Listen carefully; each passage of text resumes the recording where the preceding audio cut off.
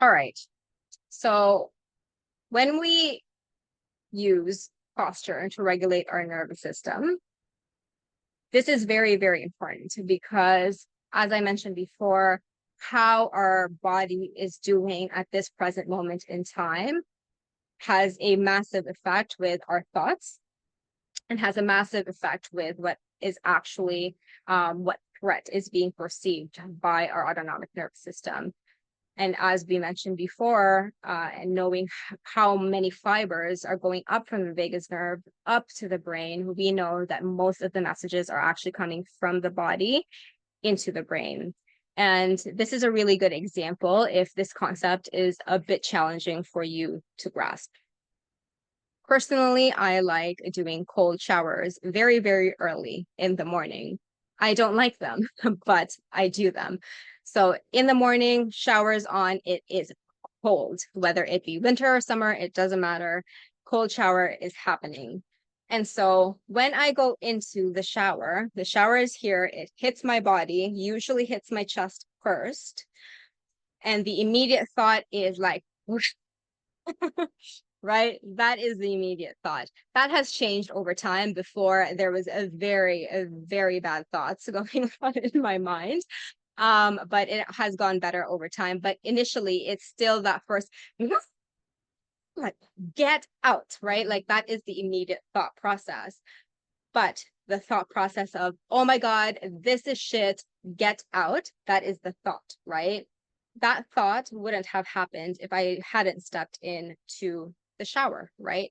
So the sequence of events is actually like this. I go into the shower, cold water hits my chest, the sensory fibers in my chest or whatever, or the rest of my skin that's been exposed to this cold water senses the cold, sends a message from my skin up to my brain and says, this is cold, big temperature difference here. And because of that, my brain went, get out. So this is how you want to see the body, right? Our body is always sensing things. Right now, it's absolutely hot here. Where I am, it is absolutely hot. You might see me sweat a little bit. It is absolutely hot. And my body feels that heat and is always communicating with my brain to say it is hot or whatever it is that you're experiencing at the present moment. So most of these signals are actually coming in from the body. That's why I say that thoughts alone are not enough to regulate a nervous system, because the body makes a big impact. If I just took that thought randomly in the shower and say, oh my God, this sucks, and I told myself I had a bad negative mindset, that's not accurate because it's very context related, and it makes sense that I would be thinking that way if there is cold water and I'm very comfortable, nice and warm in the winter, right? That makes sense. If we are in a shutdown phase, our thought saying everything is hopeless makes sense because that is the state we're in. If we are in a sympathetic state and we're trying to run away because we don't feel safe being vulnerable, and that is what our body is doing, or that is the threat that the body is experiencing, it would make sense that the threat would be like, I don't want to open up to this person. I just don't want to socialize with this person. I don't trust this person, right? We're moving them away because that is the state that we're in. It's not just the thoughts alone. The thoughts are the symptom. The thoughts are actually the byproduct of a dysregulated nervous system. So one of the best things that we can do is definitely to frequently check in with our nervous system through the exercise that you have access to here. We've talked about the importance of specificity in neuroplasticity. And this is called the ADPI framework, or ADPIE, depending on how you want to say it. It actually came from my nursing experience. This is part of the nursing model that we were taught to assess our patients. And it is very, very much applicable to how we want to use neuroplasticity for our advantage. And so it stands for assess, determine, pick, implement, and evaluate. So first, we are going to assess the current state. What state are we in based on what we've learned? And we want to determine based on that, we determine which state they're in. We're going to first assess and look internally to see what our posture is doing. And then based on that, we can determine what state we're in and specifically pick a tool that matches that state. Within this exercise, the next tool that you're going to use is actually something that works for both dorsal vagal and sympathetic nervous system, but very specifically, I'll give you the instructions because you're going to do something very different with the exercise based on your scores. But we're going to pick that specific tool and then implement it immediately. There is no waiting. If today, right now at the present moment, I am feeling dysregulation, this is the best time to do this right away. And this exercise is something that is going to be very applicable for you anywhere you please. Implement immediately or as quickly as you can. And then after you implement, evaluate the results that you have achieved and then repeat as needed based on what state you want to be in. So before we begin, let us start assessing where you're at right now. Let's do the A and D. This slide is gonna help us do A and D. So for your mind, let's start with your mind first. How is your mind right now in terms of the thoughts that are happening? One is when your thoughts are slow, there's very hard to string ideas together, very muddy, very like slow, sluggish, blah. Whereas 10 is when your mind is racing, the thoughts are just incoherent, can't concentrate, and there's just go, go, go, rapid fire. You can't even hear yourself, and it doesn't make any sense. That is 10. And in the middle is pretty calm. You're in a state of mind where you're still getting distracted, but you can bring your focus back onto the present moment. So write down what it is now. It's very important to write down your baseline. So I would write mind and then the number. Just give you a few seconds there. And then we're going to do the same thing for our body. So what is your body? How is your body feeling? Number one is that no energy. Everything feels heavy. You're completely lethargic. You're fatigued. You can't even get up, even though you want to get up. That is 1. And then 10 is when you're just off the wall. Off the wall, wound up, can't sit still, go, go, go, go, go. You have so much energy. You don't want to know how to do with it. Very, very restless and very hyperactive. Go, go, go, go, go. That is 10. And 5 in our body is when we're just feeling content. Like we're cool, we're just chilling here. We have enough energy. We're very happy where we're at. We don't need to go do anything, or we're not exhausted, maybe just a little bit tired, depending on what day, how much you've done per day, but reasonable. So write that down as well. This is your assessment phase, and this is your determine phase. Now that you have the baseline for your mind and body, which is what you just did, you assessed where your thoughts and where your energy was at in your body, and now it's time to determine what that state is. So if we go back here and you're closer to A1, then you guessed it right, you are more in a dorsal vagal state. And when we're closer to a 5 is a ventral vagal state. And when we're closer to a 10, it means that we are in a sympathetic nervous system state. And so if you are in a 5 and a 5, that is really good. But the goal here really is to go as close to 5 as possible. And if for some reason your mind and body are different, you want to go with the score of which one do you think, mind or body? It's the body. So for example, your mind is an 8 when you feel you have racing thoughts, but your body is actually a 3. You're going to want to use a more dorsal vagal tool. And I'll show you exactly what the difference is when we actually get to the actual exercise. So that is how you want to determine which state you're in. pretty straightforward. And really here, I'm going to go back to that slide. If your scores are, say, a 3, we want to upregulate to 5. Or if you have a score of 8, we want to downregulate more into the ventral vagal state of 5. So very, very straightforward, very simple. When we're in dorsovagal, in hypoarousal state, we're going to upregulate. If we are in sympathetic hyperarousal, we're going to downregulate. That's it. So now that we have that determination, we're going to pick a specific tool, but since I'm going to give you one tool that fits both right now, that we are just going to do the contact points and we're going to implement it as immediately as we can. And so let's begin. For this exercise, this is a somatic practice to really enhance our neuroplasticity right then and now. And this practice is called contact points, and you'll know why in a minute. But really this uses our body as bottom-up regulation for both sympathetic and dorsal-vagal. So this is going to make more sense once you actually experience it. But if your score was closer to a 1, so 1, 2, 3, even 4, you can try this practice standing up, but if it's your first time, sit down on a chair with a back support or the floor with back support. If it's your first time doing this exercise, definitely have a back support with you. It's just going to be a lot easier.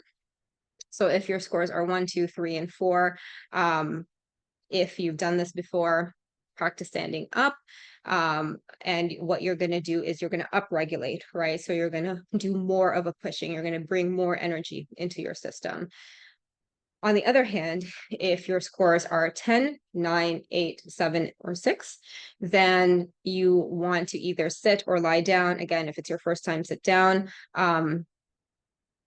Sit down first, or if you're really, really high, try laying down. That could help too.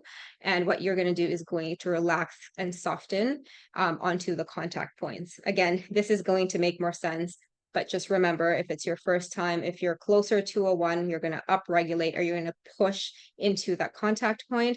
If you are closer to a 10, we're going to downregulate, and we're going to soften through the contact points. So let us begin with the exercise. And what you want to do for this exercise is make sure you're sitting either on the floor or on a chair with back support. For the somatic exercise, what you want to do is either close your eyes if you feel safe to do so, or if you want to keep your eyes open, lower your gaze and soften the muscles around your eyes so that all of your attention is going to go internally. Find a comfortable place to sit with your legs uncrossed, either on a chair or on the floor with back support. Make sure that your feet are both flat on the floor, or at least touching the floor. Now, as your feet touch the floor, feel the outer surface of your feet and really attempt to bring in the sensory information from your feet, whether that be through your socks, shoes, the floor, or tile. Just really feel your feet on the floor and keep your attention on the sensory information touching your skin. Notice the temperature. Does it feel cool to touch? Or is it warm? Or is it just right? Is it hot? Really recognize the sensory information and place your attention on your feet touching the ground. If you get distracted, that's not a problem. Just bring your attention back to the sensory information down your feet. Is one feet easier to connect than the other? Or is it difficult to connect with one or both? Just feel the sensory information down your feet, touching the floor. And if your score was closer to a 10, be curious and notice what happens if you soften the pressure of your feet touching the floor. Just allow the contact point to soften.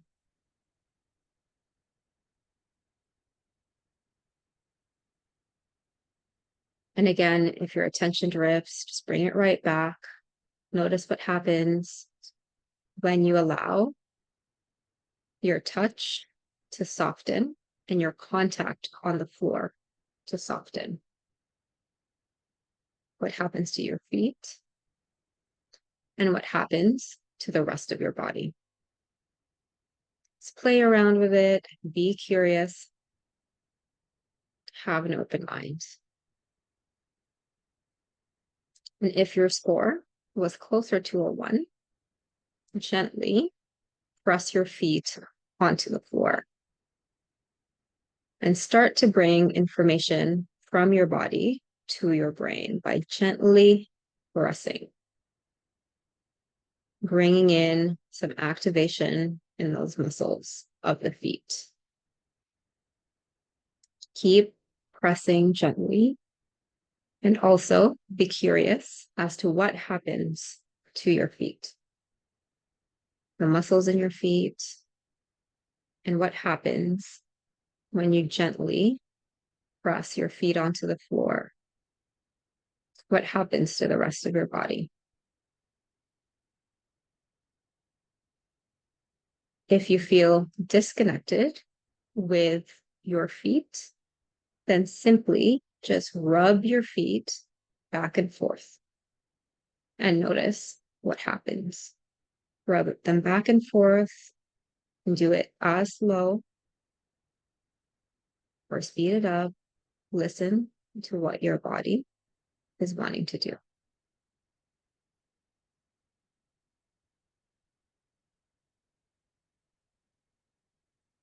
And just bring your attention back on that sensory information in your feet and check in with what happens to the rest of the body.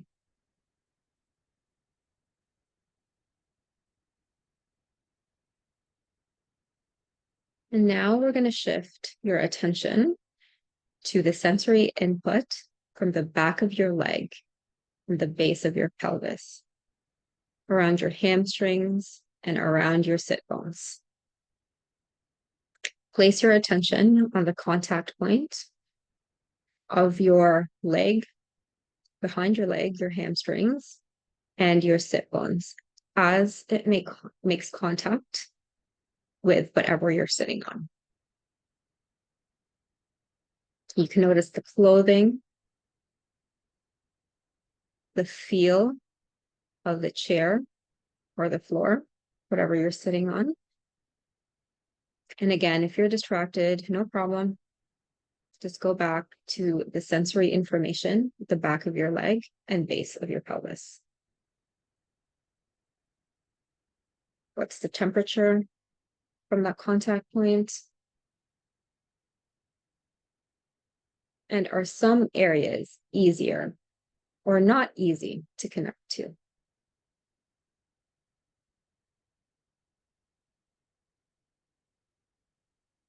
Is there any difference between the left side and the right side?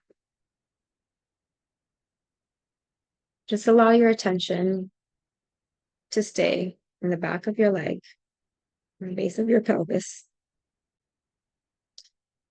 And if your score was closer to a 10, then be curious as to what happens if you just allow your weight to be supported by the chair. What does it feel like to soften the contact point between your chair or whatever you're sitting on, and the back of your leg and sit bones.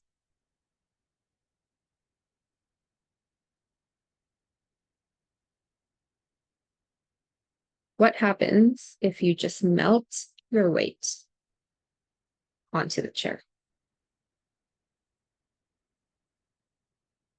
What happens to the rest of your body?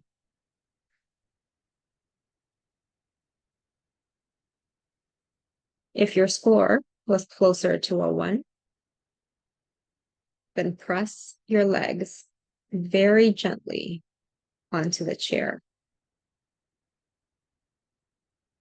Keep pressing and contracting your hamstrings very gently onto the chair, and really start to push down and feel what it feels like to contract those muscles and bring energy into your body.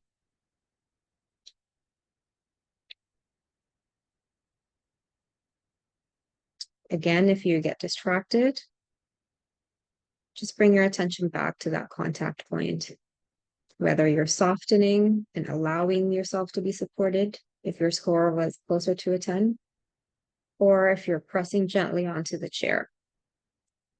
Just keep your attention on the contact point as you contract your hamstrings if you're upregulating. If for some reason it's difficult to connect to this area of your body, that's completely fine. What you can do is take your hands and rub the side of your legs with your hands with firm pressure to bring in sensory information on the side of your body. Just rub it a few times, do what you intuitively feel like to add more energy into your legs.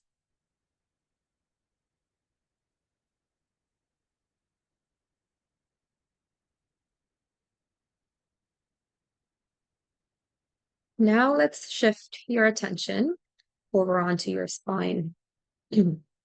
How does your spine feel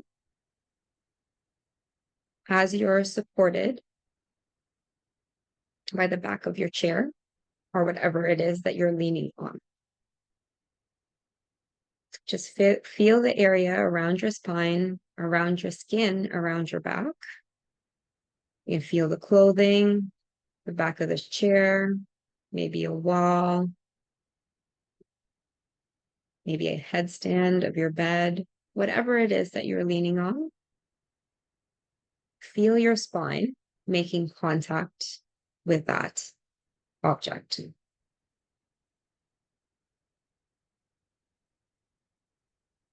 And bring your attention back to this place if for some reason you get distracted. If your score was closer to a 10, then be curious and experiment to see what it feels like to soften your contact point from your back to the wall or the chair. What happens if you allowed support? What if you allowed the chair or the wall or whatever you're leaning on to support you? Can you soften and just melt into the supports? Can you trust the support of the wall behind you?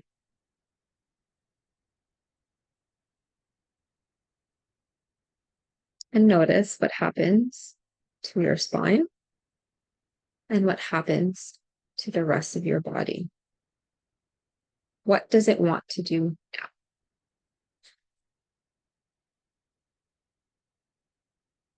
If your score was closer to a 1, then lengthen your spine by moving away from your supports, just by a little bit to create space in between your vertebrae.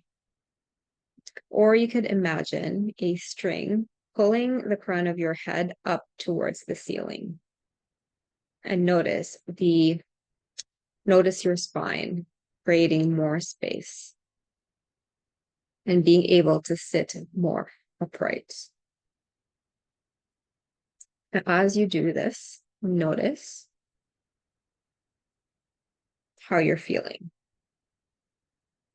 What does it feel like to activate the postural muscles up your back, down your spine, as you imagine the crown of your head being pulled up towards the ceiling? What is happening in your body, in your spine, as you sit more upright?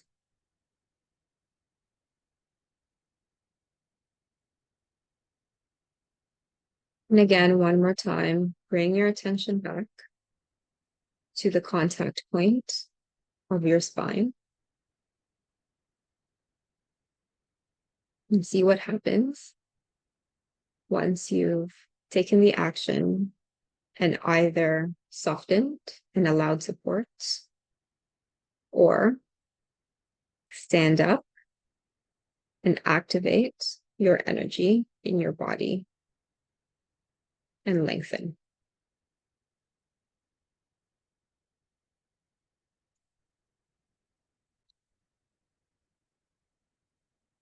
And slowly come back. Open your eyes if they were closed, or bring yourself back into the present moment and immediately check the baseline of your body and mind. So how is your mind now? 1 being very slow thoughts, difficulty stringing ideas together, very muddy, to 10 being racing, can't concentrate, or thoughts are incoherent. And 5 being a calm mind that can focus on whatever it is you're doing. And your body, how's your body feeling internally? 1 being you're very lethargic, heavy, fatigued. 10 being unable to keep still, off the wall, bouncing off the wall, very hyperactive and restless, versus being content with where you are. You're alert, but also relaxed. How was that experience? And if you put those 2 scores side by side, how do they end up? And the biggest thing here is to not allow perfectionism to steal the show. Even if your score only changed towards the ventral vagal state, towards 5, that by half a point, that is still a big change. And the thing is, every 0.5 or 0.25 shift in your regulation state counts. We are all about small changes that compound over time. So even if you stay the same, that is fine. Keep this practice. This practice can be challenging for a lot of us. So give yourself some compassion there and keep working at it. As you remember, neuroplasticity is repetition, and you'll improve it the more you use it. And so by being able to consistently do this over time, noticing the shifts in your body as you either put more pressure and activate your muscles and your nervous system, or if you're too activated, really allowing yourself to calm down and soften and allow for support. That the little shifts that you notice that you did, where you're looking internally and you're noticing the shifts in your nervous system, this is how you create regulation. So congratulations on finishing this. This is a big deal. Continue this and make sure that you use the plan that you had before to actually keep going. And once a day of this, is more than enough. It is more than enough. But if you're finding that maybe there are some days where you need it more, then you can definitely add this practice in. There's no right formula for it. There is specific and state dependent things. There are days where we probably won't even need to do one. There are going to be days where we're going to need 3 or 4. There are some days when we just need one, and sometimes it's the end of the day, the middle of the day, the beginning of the day. It doesn't really matter. The biggest point is, again, specificity.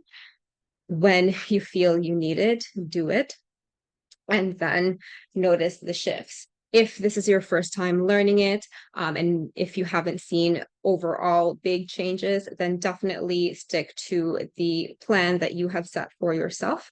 It's just to get that habit and the repetition and that routine to really focusing your attention internally. That is going to make a huge difference. And so before we end, whoops, you've just completed the ADPI framework. So you assessed, you determined which state you were in. We picked this one tool because we have that one for now. We implemented it. And then the score, again, is how you evaluated. If for some reason you think you can have more, you can definitely go back to this recording to listen again. Say you were a 3 and you went up the body, if you were a 3 and you went up to 4 and you really want to go back to 5, no problem. Just do the whole process again until you get to 5, your desired state.